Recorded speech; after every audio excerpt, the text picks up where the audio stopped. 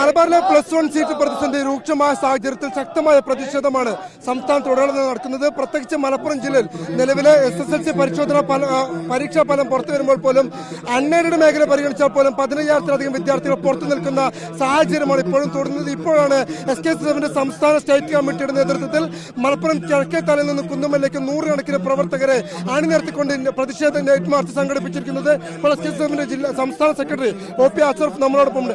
എന്തുകൊണ്ടാണ് ഇത്തരത്തിലുള്ള പ്രതിഷേധമായ SKSSF രംഗത്ത് വരാൻ കാരണം?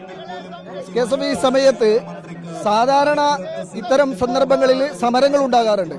പക്ഷേ പരിഹാരമുണ്ടാകണമെന്ന കൃത്യമായ ധാരണയുടെ പുറത്താണ് ഇങ്ങനെ ഒരു സമരം നടത്തുന്നത്. കാരണം കുട്ടികളുടെ അപേക്ഷകൾ ക്ഷണിച്ചു, അവർക്ക് അപ്പോയിന്റ്മെന്റുകൾ നൽകി, അവർ ക്ലാസ് മുറികളിലേക്ക് പോയതിനു ശേഷം പറഞ്ഞുകൊണ്ട് കാര്യമില്ല. നേരത്തെ വിഷയത്തെക്കുറിച്ച് സംസാരിക്കണം. മലബാറിലെ ജില്ലകളിൽ നമ്മുടെ വിദ്യാർത്ഥികൾ വളരെയേറെ പ്രയാസപ്പെടുകയാണ്. ഒരു ക്ലാസുകളിൽ 50 കുട്ടികൾ ഇരിക്കേണ്ട സ്ഥലത്ത് 65-70 കുട്ടികളാണ് ഇന്ന് നിലവിൽ മലബാർ ജില്ലകളിൽ ഇരുന്നുകൊണ്ടിരിക്കുന്നത്. ഏകദേശം 26,000-ഓളം സീറ്റുകളാണ് മലപ്പുറത്ത് മാത്രം കുട്ടികൾക്ക് നഷ്ടപ്പെടുന്നത്. സീറ്റിന്റെ കുറവ് അത് കോഴിക്കോട്ടേക്ക് വരുമ്പോൾ ഏകദേശം 10,000-ഓളം കുട്ടികൾക്ക് സീറ്റില്ലാതെ വരികയാണ്. ഇതിന് പരിഹാരമുണ്ടാകണം. ആ പരിഹാരം എന്ന് പറയുന്നത് വർഷാവർഷങ്ങളിൽ സീറ്റ് വർദ്ധിപ്പിച്ചു എന്ന് പറഞ്ഞ് ഒരു കണക്കിന്റെ കോമാളി കളിക്കുകയാണ് സർക്കാർ. അങ്ങനെയല്ല വേണ്ടത്. മറിച്ച് കുട്ടികൾക്ക് പഠന സൗകര്യങ്ങൾ ഒരുക്കി, ആവശ്യമായിട്ടുള്ള സംവിധാനങ്ങൾ ഒരുക്കി, അധിക ബാച്ചുകൾ പ്രഖ്യാപിച്ചുകൊണ്ട് ഈ മലബാറിലെ ജനങ്ങളും കേരളത്തിലുള്ളവരാണ് എന്ന ബോധ്യത്തോടുകൂടെ സർക്കാർ ഇടപെടണമെന്നാണ് ഞങ്ങൾക്ക് പറയാനുള്ളത്.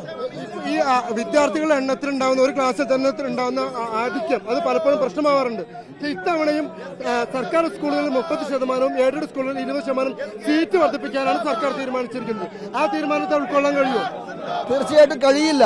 കാരണം സീറ്റ് വർദ്ധിപ്പിക്കുക വഴി കുട്ടികളുടെ പഠന സൗകര്യങ്ങൾ കുറയാൻ 50 കുട്ടികൾക്ക് ഇരിക്കാൻ കഴിയാവുന്ന ഒരു ക്ലാസ് മുറിക്കകത്ത് 65-70 കുട്ടികൾ ഇരിക്കുമ്പോഴുണ്ടാകുന്ന പ്രയാസം നമുക്ക് ബോധ്യമാകും. ഒരു കോൺഫറൻസ് ഹാളിൽ അല്ലെങ്കിൽ ഒരു സെമിനാറിൽ പങ്കെടുക്കുമ്പോൾ എങ്ങനെയാണോ പ്രതീതി, എങ്ങനെയാണോ ഉണ്ടാവുന്നത്, ആ ഒരു ഫീലിംഗ് ആണ് കുട്ടികൾക്ക് ഇന്ന് അനുഭവിക്കുന്നത്.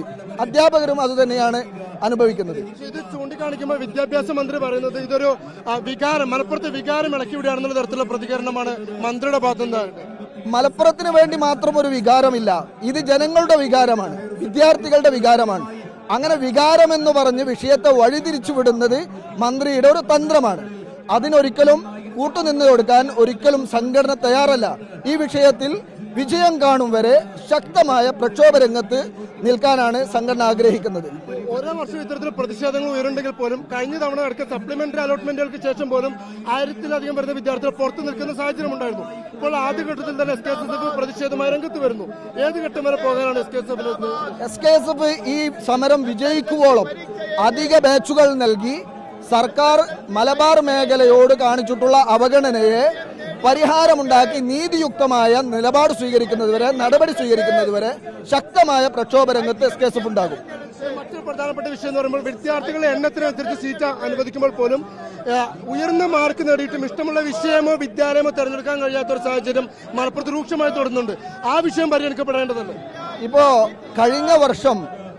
കഴിഞ്ഞ വിദ്യാഭ്യാസ വർഷം 129 ബാച്ചുകളിൽ 25-ൽ താഴെ കുട്ടികൾ മാത്രം പഠിച്ച ബാച്ചുകൾ കേരളത്തിലുണ്ട് എന്നതാണ് കണക്ക്.